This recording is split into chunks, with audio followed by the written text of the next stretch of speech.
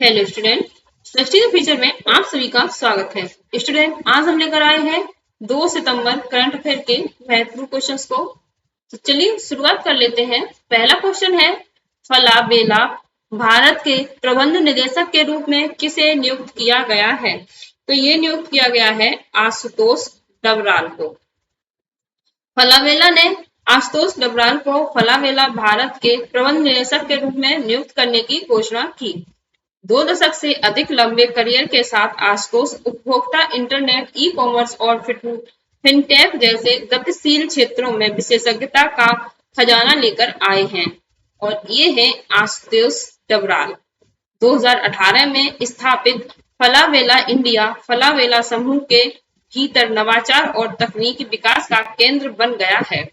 बेंगलोर में innovation hub, जिसमें वर्तमान में 450 डेवलपर्स शामिल हैं, मुख्य रूप से फलावेला ग्रुप के लिए विशिष्ट प्रौद्योगिकी और परिवर्तनकारी प्रयासों पर केंद्रित है। नेक्स्ट क्वेश्चन है, रक्षा मंत्रालय ने पूर्व सैनिकों के लिए नौकरियों के लिए निम्नलिखित में से किसके साथ समझौता किया? तो ये किया है जेनपैक्ट इंडिया लिमिटेड के साथ। रक्षा मंत्रालय के पूर्व सैनिक कल्याण विभाग और जेनपैक्ट इंडिया प्राइवेट लिमिटेड के तहत पुनर्वास महानिदेशालय के बीच एक समझौता ज्ञापन पर हस्ताक्षर किए गए। डीजीआर और कॉर्पोरेट्स के बीच समझौता ज्ञापन रक्षा सेवाओं के सम्मानित पूर्व सैनिकों के लिए रोजगार के अवसर प्रदान करने के लिए कॉर्पोरेट कंपनियों और पूर्व सैनिकों को एक साझा मंच पर लाने का प्रयास करता है। पेशेवर सेवाओं में वैश्विक अग्रणी जेनपैक्ट दिग्गजों के लिए सार्थक करियर के अवसर प्रदान करेगा।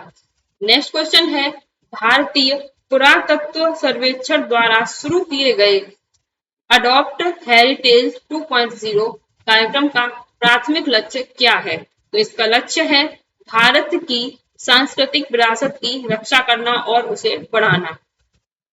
एएसआई 4 सितंबर 2023 को समवेत ऑडिटोरियम IGNCA नई दिल्ली में अडॉप्ट ए हेरिटेज 2.0 कार्यक्रम लॉन्च करेगा।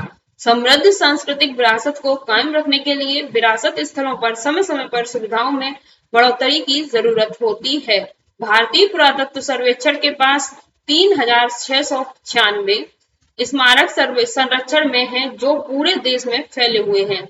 ये स्मारक न केवल भारत की समृद्ध सांस्कृतिक विरासत का प्रदर्शन करते हैं, बल्कि आर्थिक विकास को बढ़ावा देने में भी महत्वपूर्ण भूमिका निभाते हैं। नेक्स्ट है, ट्रूकॉलर ने खरीदारों को तेज और सुरक्षित ऑनलाइन चेकआउट अनुभव प्रदान करने के लिए निम्नलिखित में से किसके साथ साझेदारी की है? तो ये की है रेजर पे के साथ। ट्रूकॉलर ने अपने iTap OTP कम सत्यापन समाधान के साथ खरीदारों के लिए तेज और सुरक्षित ऑनलाइन चेकआउट अनुभव प्रदान करने के लिए भारत के अग्रणी फुल स्टैक भुगतान और बिजनेस बैंकिंग प्लेटफॉर्म रेजर पे के साथ अपनी रणनीतिक साझेदारी की घोषणा की, जो पूरी प्रक्रिया के दौरान उपयोगकर्ता की सुरक्षा सुनिश्चित करता है। नेक्स्ट क्वेश्चन है, अगस्त 2023 में असम कैबिनेट द्वारा अनुमोदित मानक संचालन प्रक्रिया का उद्देश्य क्या है? तो इसका उद्देश्य है सार्वजनिक वितरण प्रणाली को सुव्यवस्थित करना। असम कैबिनेट ने राष्ट्रीय खाद्य सुरक्षा अधिनियम के तहत वस्तुओं के आवंटन, उठाव, परिवहन, वितरण के लिए मानक संचालन प्रक्रिया को मंजूरी दे दी है। पर्यटन मंत्री जयंत मल्ला बरुआ ने कहा कि सार्वजनिक वितरण प्रणाली को सुव्यवस्थित करने और NFSA लाभार्थियों को अनाज की समय पर और पारदर्शी डिलीवरी सुनिश्चित करने के लिए यह SOP पेश किया जा रहा है। मंत्रिपरिषद ने उस सप्ताह के भीतर मुफ्त चावल वितरण पूरा करने को सुनिश्चित करने के लिए प्रत्येक माह की 10 से 16 तारीख तक अन्न सेवा सप्ताह मनाने का भी निर्णय लिया है। नेक्स्ट क्वेश्चन है, नुमालीगढ़ रिफाइनरी लिमिटेड और खालिस्तान में अगस्त 2023 में बांस की धूल से विपणन योग्य हरित कार्बन के उत्पादन के लिए प्रौद्योगिकी विकसित करने के लिए एक समझौता ज्ञापन पर हस्ताक्षर किए हैं। तो ये किए हैं IIT गुवाहाटी के साथ।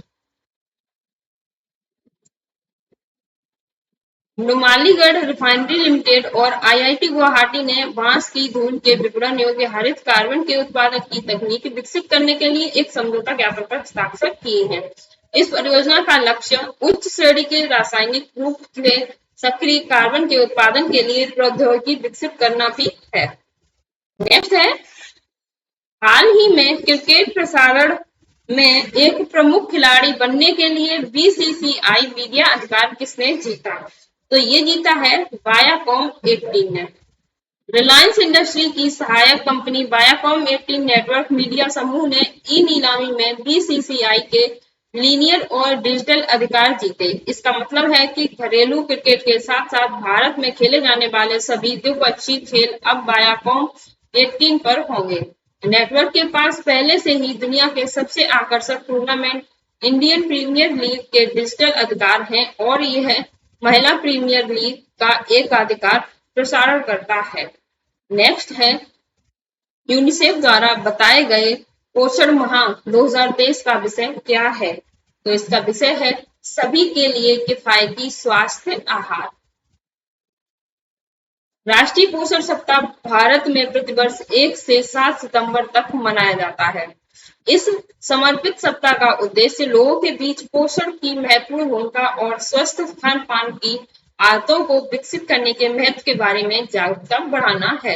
राष्ट्रीय पोषण सप्ताह व्यक्तियों को पौष्टिक और पौष्टिक आहार अपनाने के महत्व के बारे में शिक्षित करने के उद्देश्य से मनाया जाता है।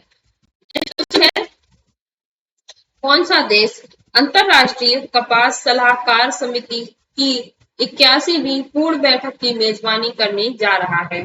तो ये करने जा रहा है अपना भारत। अब देखते हैं अंतरराष्ट्रीय कपास सलाहकार समिति क्या है।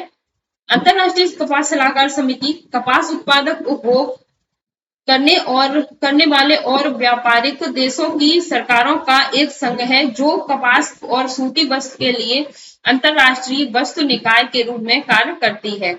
इसका मुख्यालय वाशिंगटन डीसी संयुक्त राज्य अमेरिका में है। इसकी स्थापना हुई थी सितंबर 1939 में और इसकी सदस्यता में 29 सदस्य हैं। स्थायी समिति के अध्यक्ष हैं श्री अली ताहिर। नेक्स्ट क्वेश्चन है, अमेरिका के किस राज्य ने अक्टूबर माह को हिंदू विरासत माह घोषित किया है? तो ये किया है जॉर्जिया ने। अमेरिका राज्य जॉर्जिया ने राज्य की प्रगति में जीवंत हिंदू अमेरिकी समुदाय के योगदान का जश्न मनाने के लिए अक्टूबर को हिंदू विरासत महीना घोषित किया है। उद्घोषणा जॉर्जिया के गवर्नर ब्रायन केम्प द्वारा की गई थी और यह भारत में हिंदू संस्कृति पर ध्यान केंद्रित करेगी। हिंदू धर्म के लिए अक्टूबर एक महत्वपूर्ण महीना है क्योंकि इसमें नवरात्रि और दिवाली जैसे प्रमुख त्योहार आते हैं। तो स्टूडेंट, ये थे आज के करंट अफेयर के महत्वपूर्ण क्वेश्चन। अगर आपको वीडियो अच्छी लगी है तो इसे लाइक जरूर करें। Thank you.